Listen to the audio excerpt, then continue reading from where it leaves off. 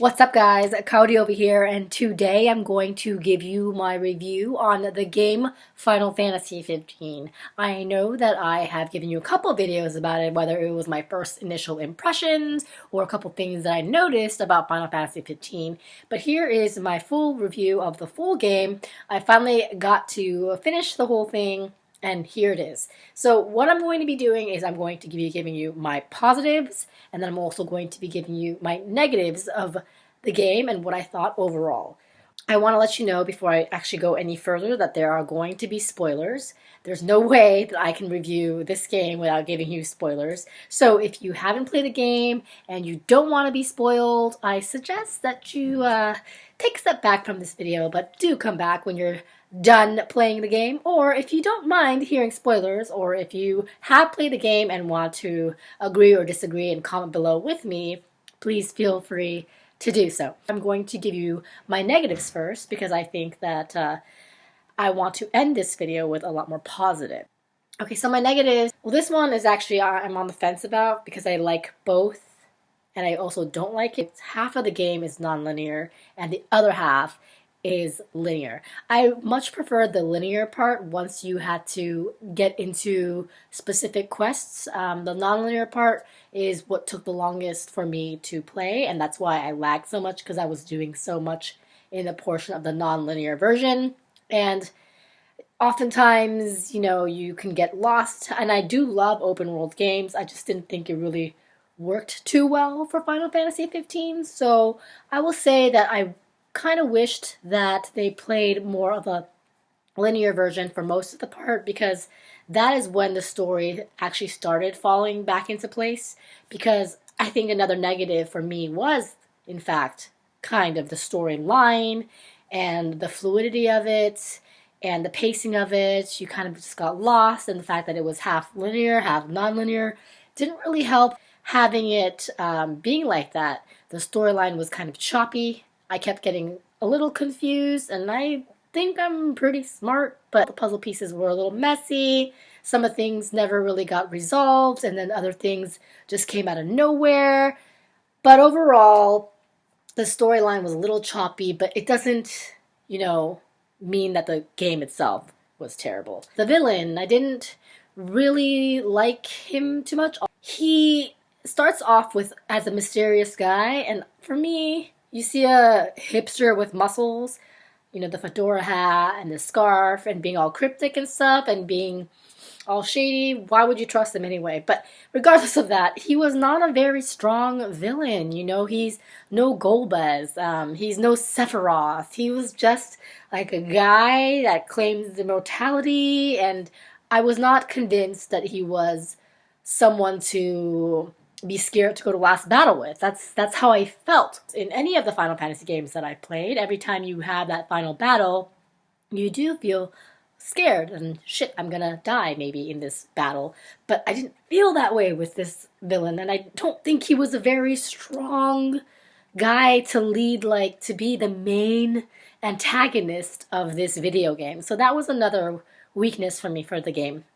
Alright, I talked about the storyline and how it was kind of choppy, and another example of that was at the end when you go into the womb to grab the crystal, and then you end up talking to Bahamut, and then 10 years later and it's time to battle. I just thought it was so strange. I literally felt like I missed something and I needed to go back and play again or something, because it didn't make sense to me that that would happen. I was a little confused with that, but hey, it just was a little strange. I think if it was linear all the way through, or a little less open world halfway, I don't know, it would have been better. Finally, gameplay, i.e. the battle mode, I did not like it. I did not like feeling like I'm doing Smash Brothers style. Even when you're doing the wait mode, it didn't work out for me. It was kind of sad that you didn't get to control the other guys as well, because I like that. I really enjoyed, you know, I miss turn-based. I didn't know that's a little old school, but everyone had their own abilities back then, and you can control what they decide to do, but over here, you're only in full control of one character. He's not always the strongest in battle. Prompto is always dying, at least for me. I just didn't really like the system. The battle system did not work for me. And the tutorial for the battle system was long, and they kept adding things in. So it's just, at this point, you're thinking, well, crap. It's Final Fantasy shouldn't be battle focused. Final Fantasy is narrative focused. It's beautiful. It's a fantasy and it's a world. So it just didn't work for me. All right, guys. I am going to flip the switch, and I feel really bad talking about all those negatives because there are a lot of positives, and I'm going to tell you my positives right now. Once Noctis put his ring on and he was isolated by himself and forced to really work on his own, that for me was when the game like came into fruition and became interesting and beautiful. It worked, and I think that worked because ultimately Noctis is, you know, he's heir to the throne, but he's still a little playboyish and youthful, a lot like Edge from Final Fantasy IV. If you look at my video below, I talk about how Edge and Noctis are idem. Once Noctis started growing, and you see that narratively when he ends up having to work alone without his buddies, I think that really worked for him, and I think that was when the story picked up. I also really do love the camaraderie between him and Gladio and Prompto and Ignis. I thought that they all worked so well together. I love that every single character had something to bring to the table that wasn't just a unique battle mode system. It was also, one was a fisher, one was a cook, one was a picture taker, and I love that Prompto was a picture taker because it fit his character. Upload his pictures on Twitter or Facebook or whatever. I think that was really clever of them to instill a character and make him give you the option to really showcase your gameplay in pictures, and I thought that was really neat. So many different things and that you could play with and kind of pump up the characters outside of the battle system, and I thought that was really, really cool. But overall, I think what really made the game was that camaraderie. After you beat the game and you see them at the campfire, it just really touches your heart. I'm telling you, man, like, I almost cried so many times once the game hit linear mode, because that is when you really see their friendship and the importance of their friendship, when Ignis goes blind to really protect Noctis, and you see how much they care about each other. And as much as Noctis loves or is infatuated with Lunafreya, I do think that you sense the friendship much stronger, and that is amplified by the fact that throughout the whole entire game you're only set with these specific characters to play with. It makes for a lovely relationship, camaraderie, and it really is a positive. It builds just the strength of how much they care for each other, how much they're willing to do for each other. Noctis willing to die for them and his kingdom, and they go all the way out for with him to the end, and they're willing to die and wait for him. So it's a really, really beautiful story through them, and I think that's kind of a unique in the Final Fantasy-esque way, where it's not like really focused based on a romantic love, it's based on friendship love, which is really strong, and I love seeing those kind of things. So that's another positive that I really enjoyed. So like the graphics, especially when you get to call all the summon spells, I thought those were so sick. They look vicious, they look strong. I love summoning spells, and I love watching those graphics, and they've come a really long way from the really small summoning graphics back in the day to all the way now. I mean, it's amazing, and I'm sure that the designers put a lot of thought into the magic spells, and notably how to build, you know, Titan or Shiva.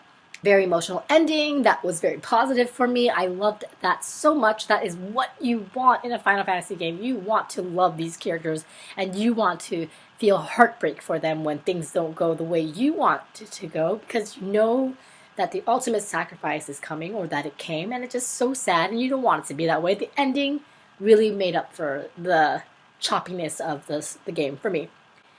And the dog was crazy cute. The one that was a messenger between Lunafreya and Noctis. I loved that little tidbit, and that he eventually is able to aid you towards the end of the game. And of course, as always, Final Fantasy, whenever they give you those Easter eggs, you can't complain, right? I love that they had, as usual, chocobos, and they kind of made chocobos a little more fun because you can do new things with them, and then level them up, and it was cool. Of course, Wedge and Biggs and Sid, and then I guess his hot niece or something. So I love all those things that no matter where you are in the Final Fantasy world, no matter which game you're playing or which variation you are playing of it, there will always be certain characters that are always going to be close to your heart. That is overall my overall thoughts of the game. They had some negatives, some positives. Would I suggest you play it? Sure, why not? I will tell you that for me, it was not a game that I had to play as soon as I got home, or that a game that I consistently thought of when I was away from home, like some games do for you. But overall, I'm glad I played it, and I would highly suggest it if you are any bit of a Final Fantasy fan, because it is the new generation and the new era of Final Fantasy. So, thanks for stopping over, and don't forget to press that thumbs up button, hit subscribe, and tell a friend about my channel. Por favor, onegaishimasu. Please. So, thanks again, and I'll catch you next time for another video game video. See ya.